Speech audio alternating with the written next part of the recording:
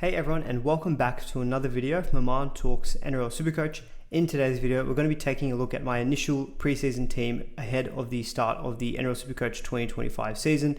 I do want to caveat that obviously this is subject to change, which is most inevitably going to happen. This is not a locked-in team to start round one. We're recording kind of midway through January, so we've still got all of the preseason trials to get through. But this is just kind of an initial look at what I'm thinking in terms of how even I want to structure the squad and a few players who have caught my eye as well. If you do enjoy the video, please give it a thumbs up and do please consider subscribing as well. The target is to get to 5,000 subscribers by the start of round one, which I would massively appreciate if we can get there. If you're listening back on audio, please do give it 5 stars as well. That really just does help get the message out there for anyone who is new to channel or wants to get more SuperCoach content. Follow me on Instagram, on Twitter, all of those good things, which should be all in the description below. But without further ado, let's get into the video.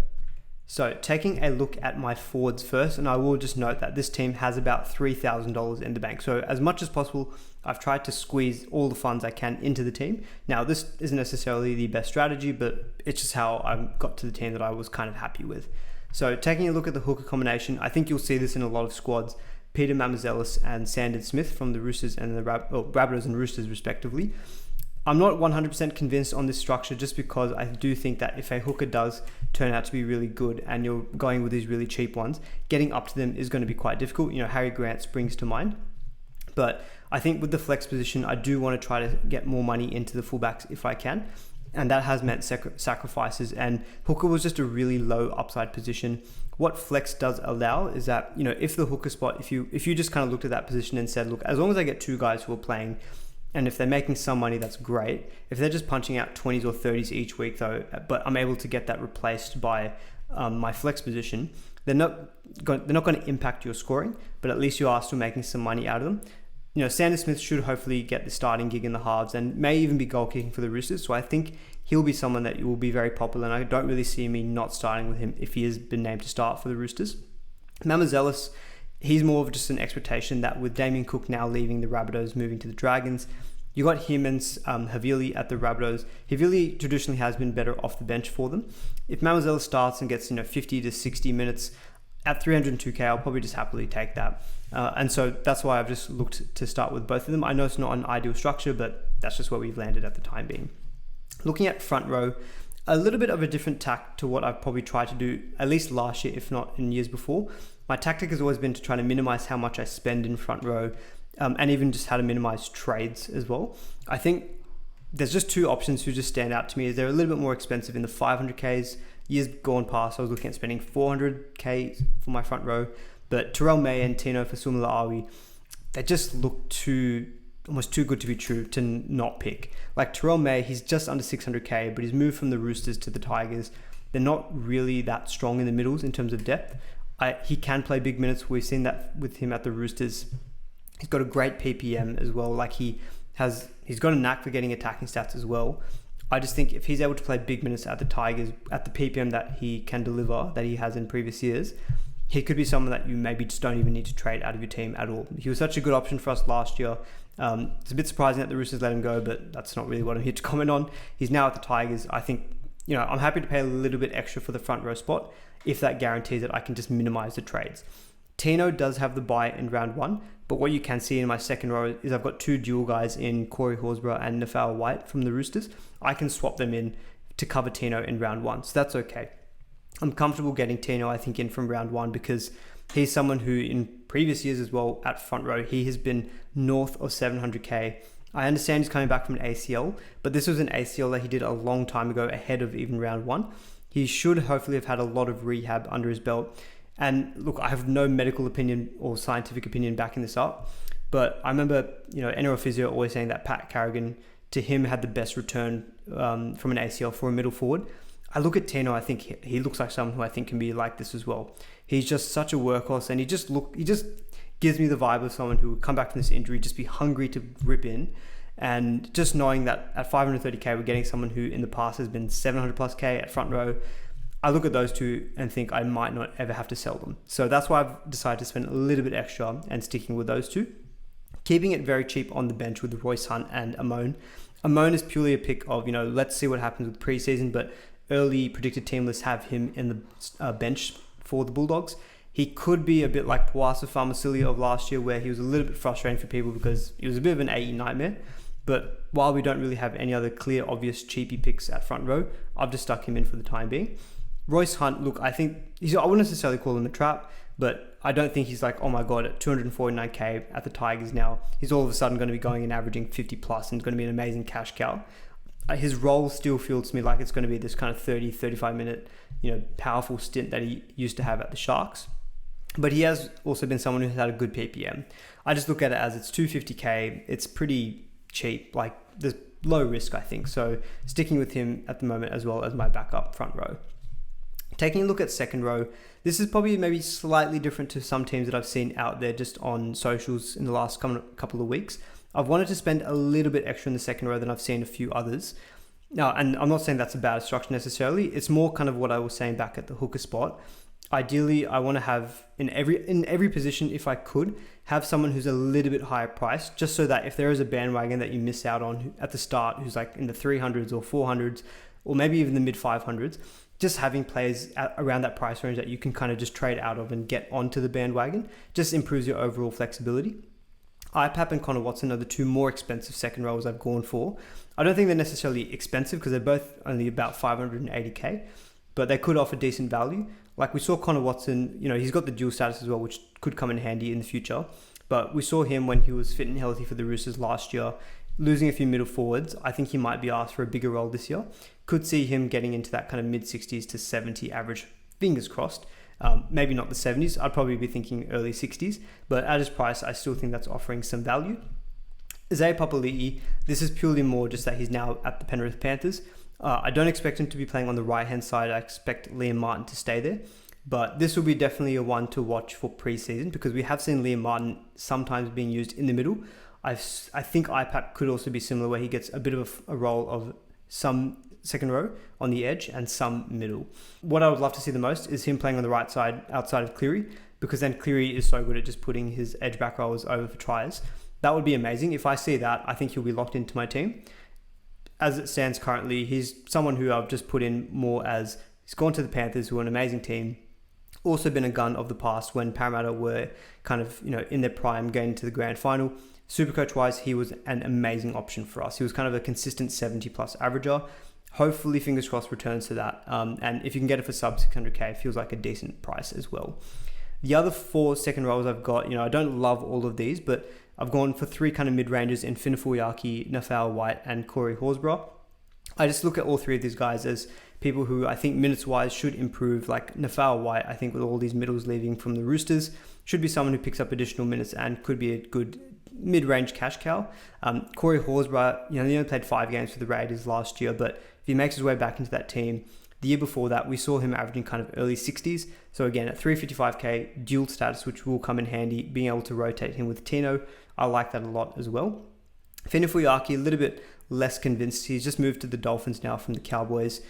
He could be someone who's maybe a little bit of a slow burn, but if he gets a starting edge role for the Dolphins, who we saw, and if you haven't watched my early draw video, I do recommend checking that out as well.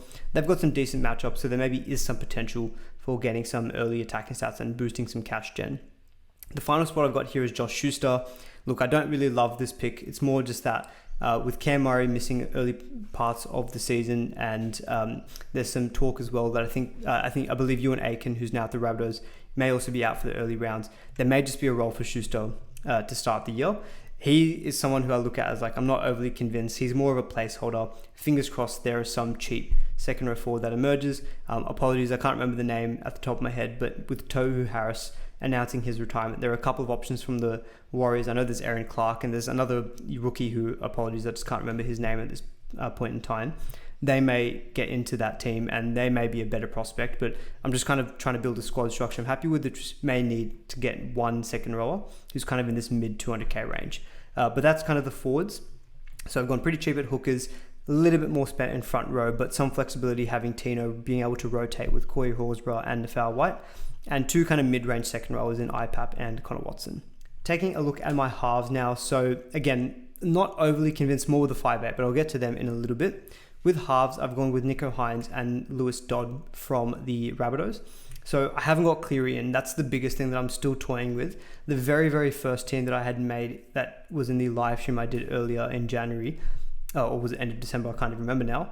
I had both Kynes and Cleary, but that was also me having Iongi at fullback. And I'm kind of starting to think I might want to prefer to go with the fullbacks.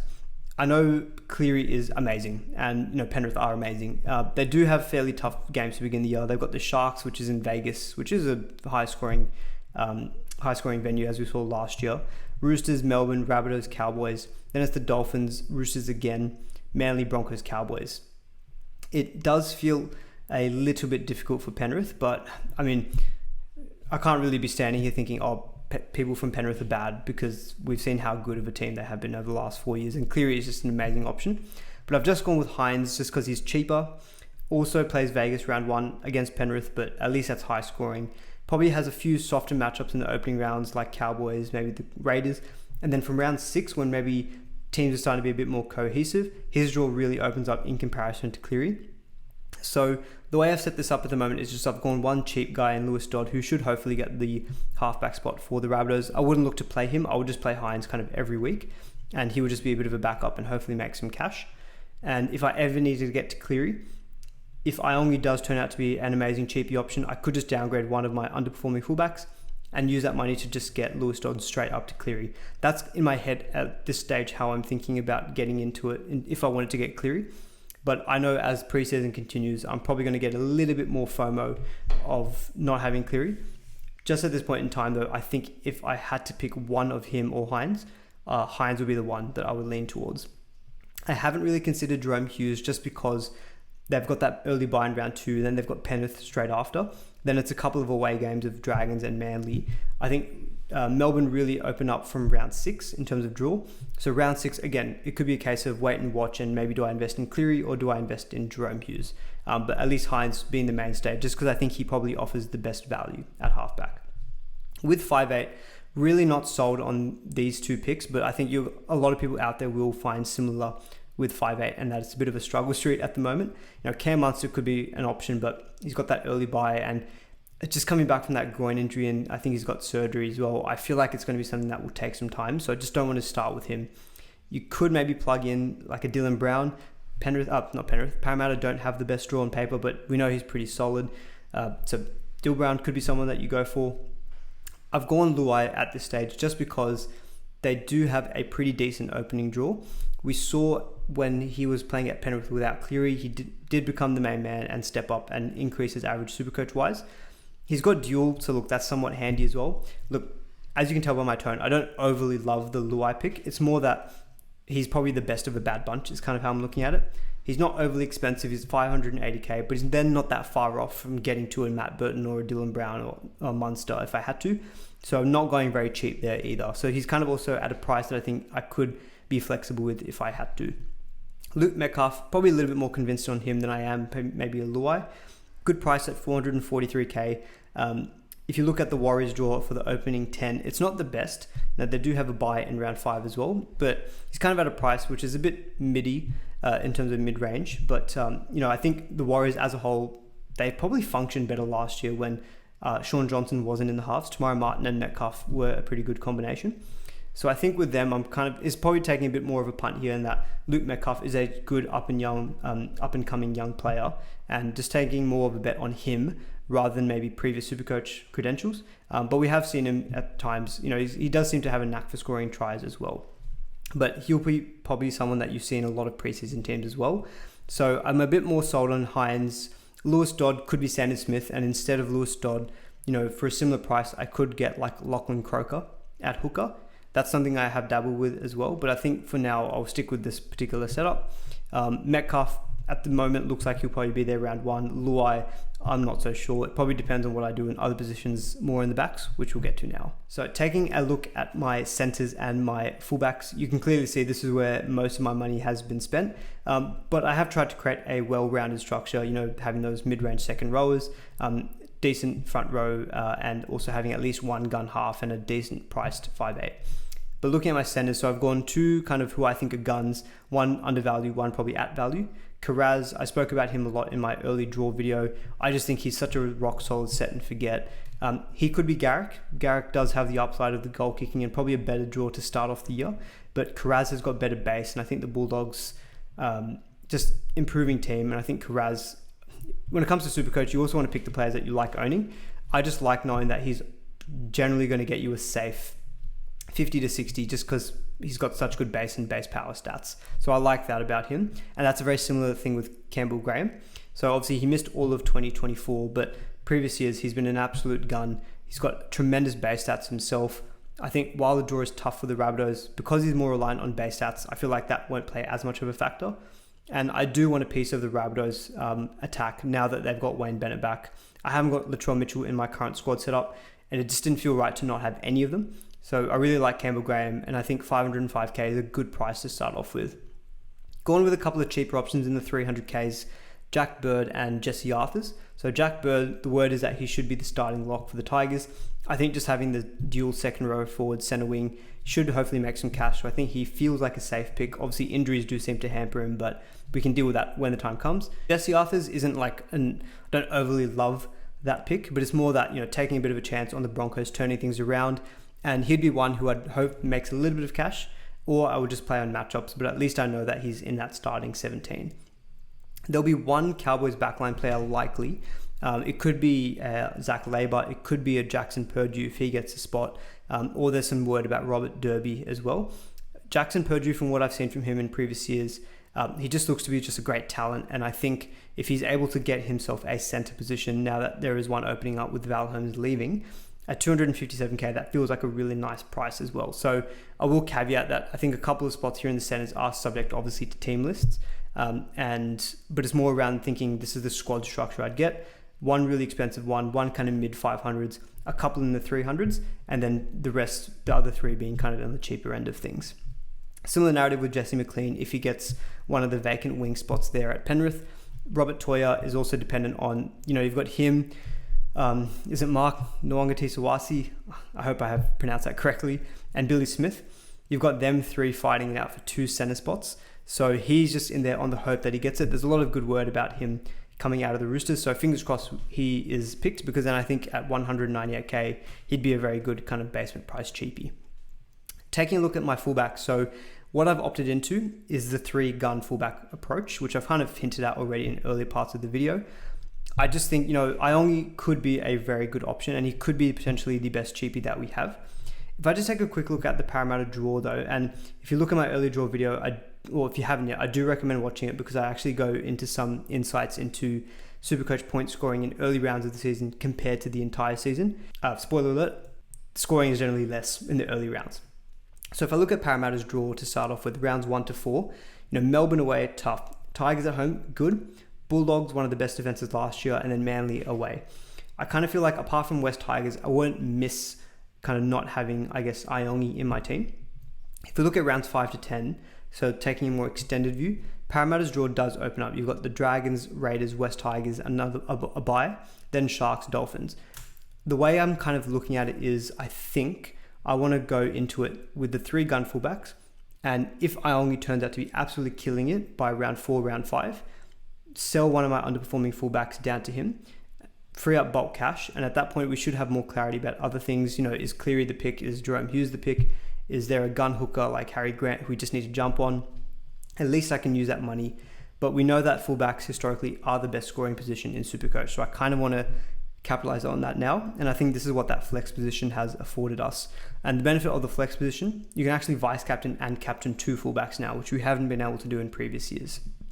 Tom Trbojevic, I think, will be a lock in my team unless he gets injured in the preseason. He's got a lot of home games in the opening 4 to 5 weeks, some good matchups in there. I think he averaged 89 last year, and that was at times being somewhat disappointing. So for me, I think Turbo is going to be a lock. The other two are more up for debate. Kalen Pong is in there because at 790k, I actually think that's not a bad price. Could be some value as well. And the Knights do have some good games to open up the year. They've got the Tigers twice in the first 6 rounds. So they've got, looking at it quickly here, they've got Tigers round 1, Dolphins, Titans. I really like that run of 3. They do have the bye in round 4, but I think you can cover that better now that you've got the flex position. Looking longer term past round 4, round 5 to 10 is still pretty good. Bulldogs, Tigers, Sharks, Bulldogs and Sharks being a little bit more difficult, but Warriors, Souths, Titans, there's a few decent matchups in there. Ponga's goal kicking, which I do like in Supercoach as well. I think it's mainly the first three, which is why I'm sticking with Ponga for the time being. And if he doesn't perform, look, round 4 when he's got the bye, that could also be when I sell down to maybe an Iongi if I do want to go down that strategy. The third fullback spot was a little bit more up for debate. If I had the money, Latrell Mitchell could be there. Souths do have a tough draw on paper. I'll quickly flick back to it again. So looking at rounds 1 to 4, it's Dolphins, Dragons, which is okay, but then it's the Sharks and then Penrith. And this is first 4 rounds when scoring is generally lower. Then looking longer term, Roosters, Cowboys, Bulldogs, Melbourne, Knights, Broncos. Like, I will caveat as well, Latrell Mitchell is matchup proof. He can score big against anyone, but objectively speaking, I would rather have Latrell Mitchell when he's versing, Parramatta, the Tigers, the Dolphins, the Titans, than Penrith, Bulldogs, Melbourne, etc.